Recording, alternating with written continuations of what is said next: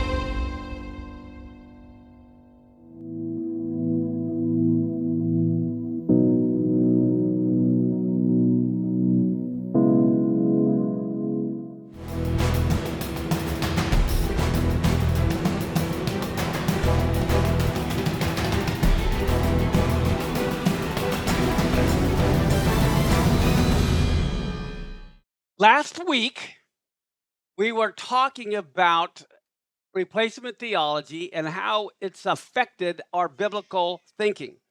We talked about last week how non-Jews can develop a wrong understanding, and I talked about how the serpent was really a crocodile, and I talked about how God, when he hardened Pharaoh's heart, he actually strengthened Pharaoh's heart.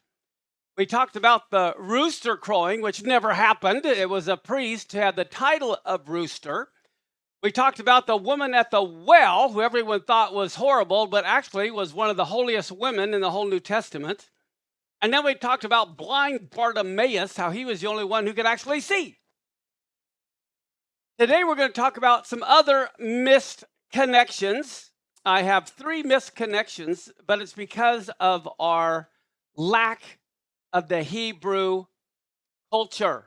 So, how many of you have ever heard of the Amidah? Who has never heard of the Amidah? Wow. Okay. Those of you that aren't familiar are going to be blown away. The Amidah, and we have the Amidah in folders we can make available to everyone for free. This is 18 blessings. It's a prayer that is said 3 times a day. But guess what? It was written in 450 BC. And it was written by Ezra, Nehemiah, at the rebuilding of the temple when they rebuilt it. And 3 times a day at the hours of prayer, which is 9 in the morning, the time of the morning sacrifice, noon, and then 3 in the evening, the time of the evening sacrifice. So 3 times a day, they would say this prayer. But guess what? That means Jesus said this prayer 3 times a day his entire life. To think we are holding right here a prayer that is over 2,000 years old, that Jesus prayed this prayer 3 times every day. It's a pretty cool prayer. So I'm going to talk about it. Now, the Amidah is known as the standing prayer. So guess what you do when you say this prayer? You guys are good. Okay. Now, there's a mistranslation in every English Bible. Again, it's in Acts chapter 3, verse 1. It says, now Peter and John went up together into the temple at the hour of prayer. Wrong translation. It's at the hour of the prayer, and this is the prayer that they said. And then it says, being the what hour? 9th hour. That's 3 in the afternoon, time of the evening sacrifice. So they were going up at the very time all of Israel is standing, wanting to say the standing prayer. Now, this prayer, like I said, is over 2,400 years old, all right? And there's 18 blessings in it. And so you have to realize that this prayer was being said 3 times a day, almost 500 years before Jesus was even born. This is entrenched in the Jewish thinking. Well, guess what? Here in the book of Acts, let's look at a proper translation now in chapter 3, verse 1 through 2. Now, Peter and John went up together into the temple at the hour of, the prayer. This is the prayer. And it says, there was a certain man who was lame from his mother's womb. Here is a man who's never been able to stand for the standing prayer. But we miss that whole connection if we don't know it's the standing prayer, that they're laying this man down who's never been able to stand. And look at this. It says, after being the 9th hour, and there was a certain man lame from his mother's womb. This is for his entire life he was carried, whom they laid daily at the gate of the temple, which is called Beautiful, to ask alms of those that entered the temple. That's the eastern gate. Now, guess what? Look at Acts 4:22. This man was over 40 years old on whom this miracle of healing was shown. Do you know what that means? This man was older than Jesus. Every time Jesus went through the eastern gate, he looked at that guy and he waved and never healed him. He's over 40 years old. Jesus died around 33. Jesus never healed this guy. He was waiting for him to be healed at the time of the evening prayer during the Feast of Shavuot. Now watch this. It says he was laid daily at the gate. Every day for 40 years, he's been praying 3 times a day. One of the prayers is for healing. We're going to take a look at it here in a minute. Here's the prayer for healing. I have it for you guys. It's from here, but I have it on your notes. Here's what this lame man prayed every day for 40 years. Heal us, O Lord, and we will be healed. Save us, and we will be saved. You are our praise. O grant a perfect healing to all of our ailments. For you, Almighty King, are a faithful and merciful healer. Blessed are you, O Lord, the healer of the sick of his people, Israel. That's what this guy prayed 3 times a day for 40 years. And Jesus walks by him and waves and never heals him. Wow. Now let's look at Acts 3:6-9. This man has always been wanting to stand for the standing prayer. What does Peter say? Silver and gold, I don't have any, but what I do have, I'll give you. In the name of Yeshua HaMashiach of Nazareth, rise up and walk. And he took him by the right hand, lifted him up, and immediately his feet and ankle bones received strength. And leaping up, what did he do? Stood. He stood for the standing prayer. But Christians have no idea that the standing prayer is when he stood, and that's what the Lord was trying to emphasize. And then he walked and he entered with them into the temple, walking and leaping and praising God. And all the people saw him walking and praising God. And so God was waiting for all the Jews to be gathered in the temple. So at the very moment of the Amidah, while all of Israel is praising God, to heal this man. And so I think this is amazing. And if any of you want a copy of this, we've got a copy of this prayer that's 2,000 years old. But there's another prayer in here that is completely mind-blowing to me. Are you ready? Look at this. You remember when Yeshua died and then he was buried for 3 whole days, right? Yes, every day what the disciples did 3 times a day. They prayed the standing prayer. Look at one of the prayers. It's the second prayer. It's called the God of nature. Now imagine this is the very prayer they prayed in the upper room 3 times a day for 3 days while, they're worried. And how many of you know they didn't want Jesus to die? Well, look at what they're praying. The God of nature. You, O Lord, are mighty forever. You revive the dead. So I can just see them, raise Yeshua, raise Yeshua. But they're praying this 3 times a day for over 500 years before this event even. You sustain the living with loving kindness. You revive the dead with great mercy. You support the falling, heal the sick. You set free the bound and keep faith with those who sleep in the dust. Who is like you, O doer of mighty acts? Who resembles you, a king who puts to death and restores to life and causes salvation to flourish, and you are certain to revive the dead? Blessed are you, O Lord, who revives the dead. You think they were praying that very fervently those 3 days he was in the earth? Well, get a load of this. What is Jesus' real name was Yeshua. What is the Hebrew translation Yeshua into English supposed to be? Salvation. And the word to flourish it talks about Adam's rod that was dead, that blossomed and budded and produced almonds. Okay, that means to flourish, to resurrect. In this very prayer, if you look toward the bottom, it says, O doer of mighty acts, who resembles you, a king who puts to death, restores to life, and causes Yeshua to resurrect. That's what they're saying in Hebrew. The Hebrew word for salvation is Yeshua.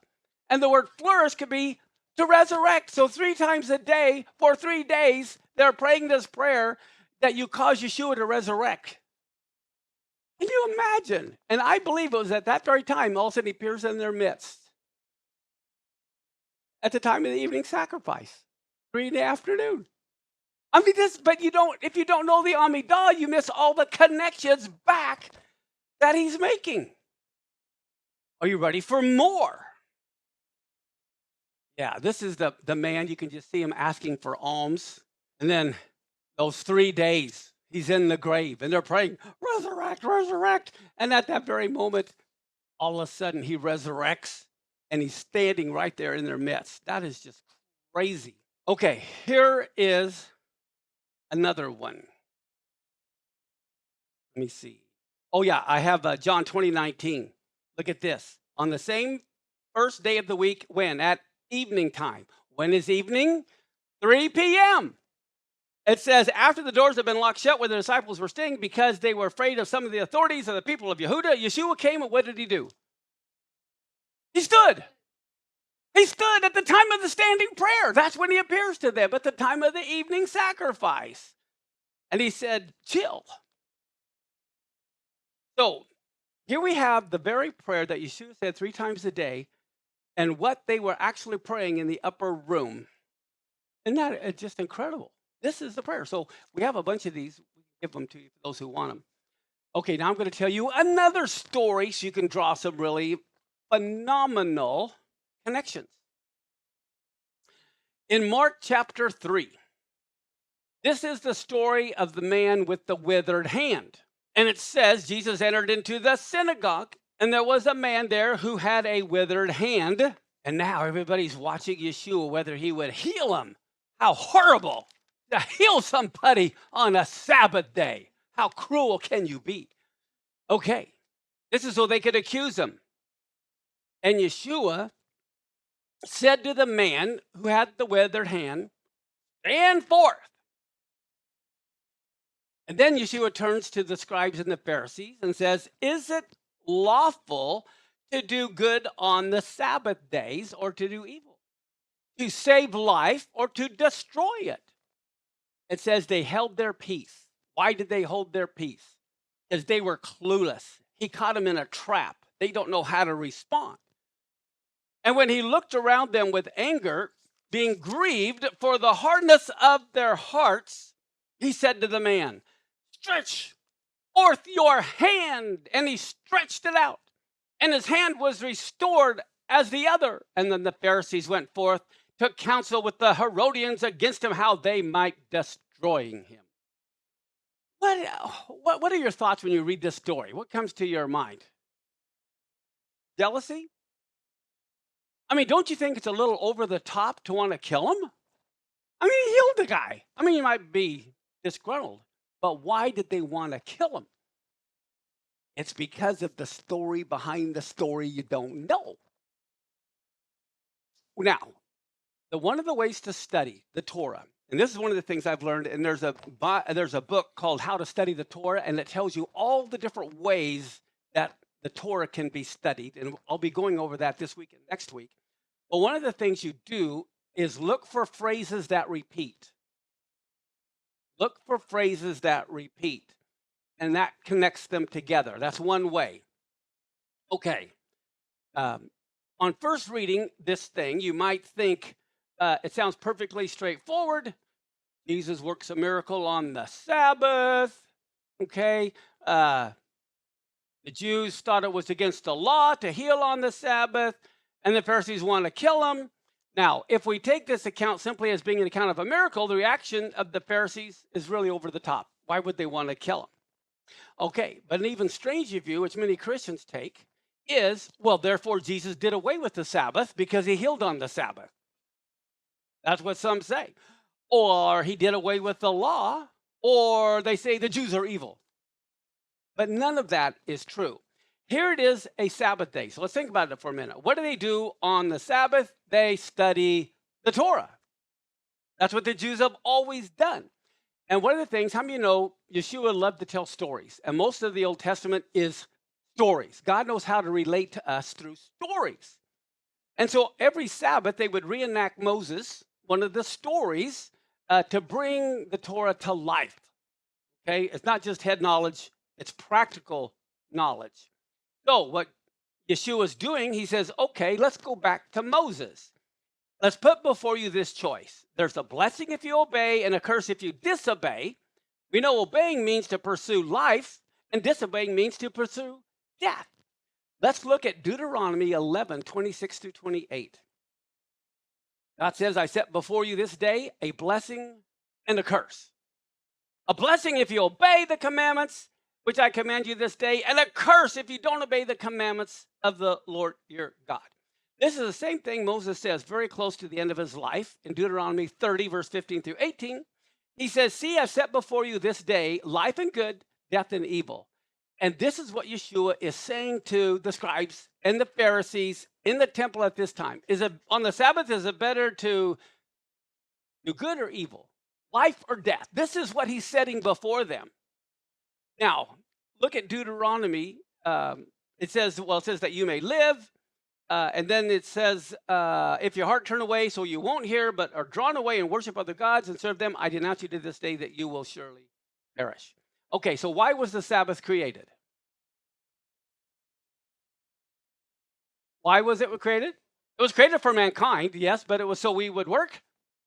No, it was created so we could, but not only that, it's to have fellowship with the Father. It's not rest apart from him. It's to rest with him.